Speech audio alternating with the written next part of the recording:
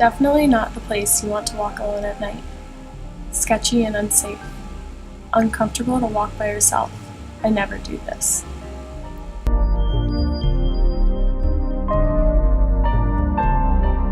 I would recommend taking tracks over walking home alone. I never had any problems walking home alone, but sometimes I freak myself out.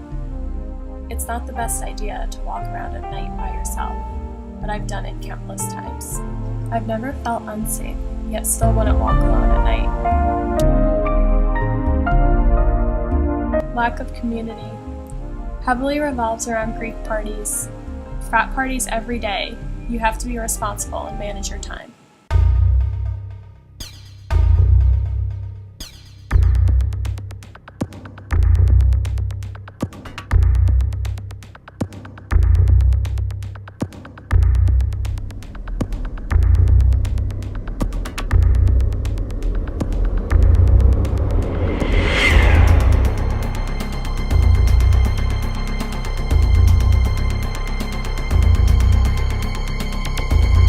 There has been a considerable concern over safety at Lehigh lately. We decided to investigate. We found that there is a disconnect among Lehigh student and staff. Here we attempt to spark a conversation about this issue. I think a major problem area in terms of safety, I would say, would be just the students and their decision making. So I think college students are probably their biggest, worst enemy when it comes to safety issues. Well, I think the biggest issue right now is the fact that students don't take ownership of safety. Safety is a partnership between students, faculty, and staff.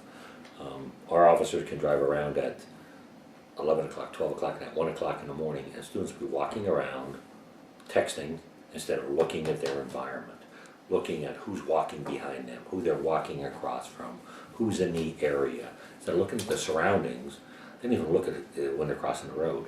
If we have blue lights and we hope people read manuals to use them, or we hope people recognize what the track system is, we hope people realize, if people aren't taking their own initiative to do that, then that's a challenge. I think that Lehigh has been a place where high-risk drinking has been a major issue for as long as Lehigh has been an institution. And I think it's not necessarily the drinking itself that is always the issue, but it's a lot of the behaviors and outcomes that result when people are in kind of those high-risk environments and making decisions that they wouldn't otherwise make.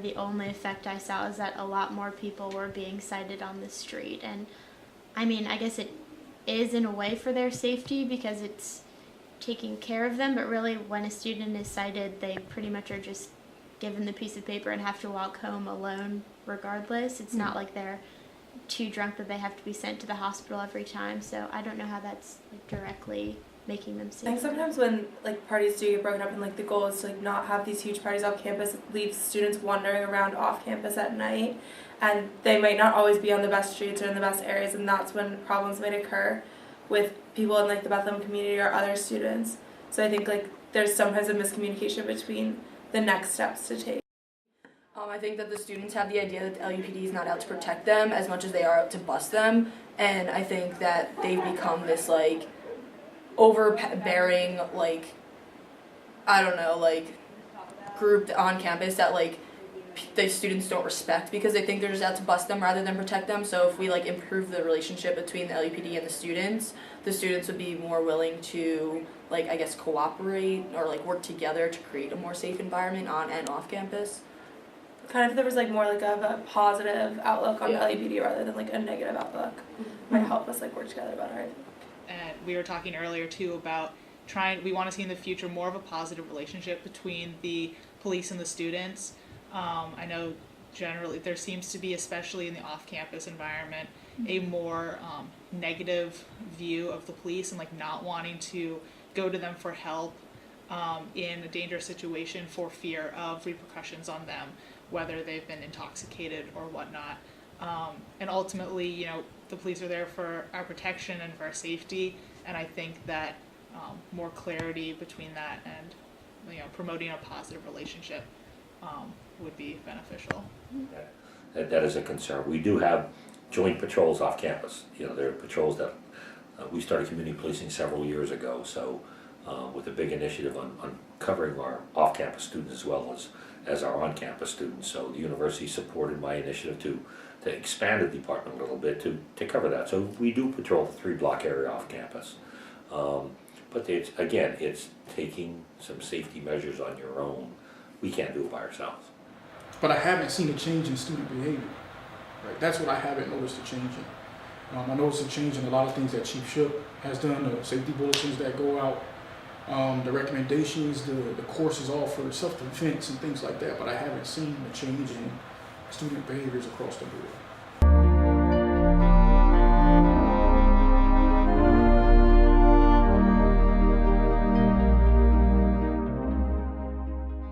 I think we also have a lot of great resources. It's just a matter of making sure students know what they are. You know, I'm always surprised when I hear students who didn't know tracks existed, or didn't know that there was an escort service, didn't know they could register their computer with the police department. And so we got to make sure that students know more about those resources as well.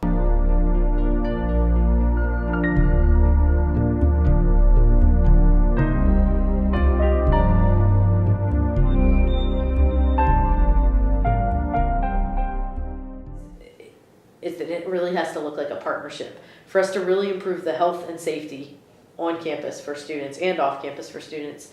You know, sitting back and pointing the blame, well, they make the policies too strict. Well, you know, they shouldn't arrest us so much.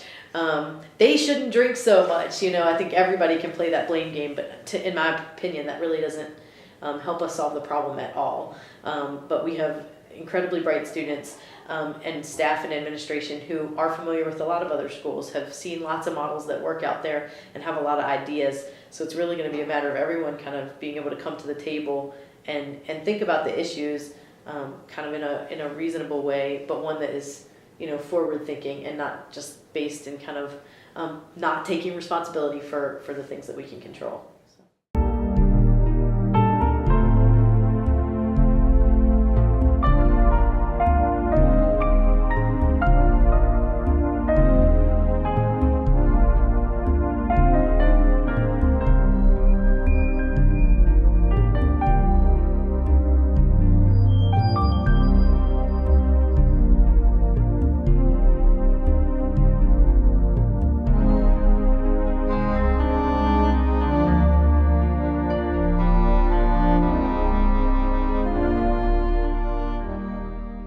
So I think it's combining the education with the policy so that we're making better decisions about how we drink as students, and we're developing a set of policies that is reasonable enough to bring students back to campus where it makes sense, and also, you know, strict enough that it's going to keep the campus safe.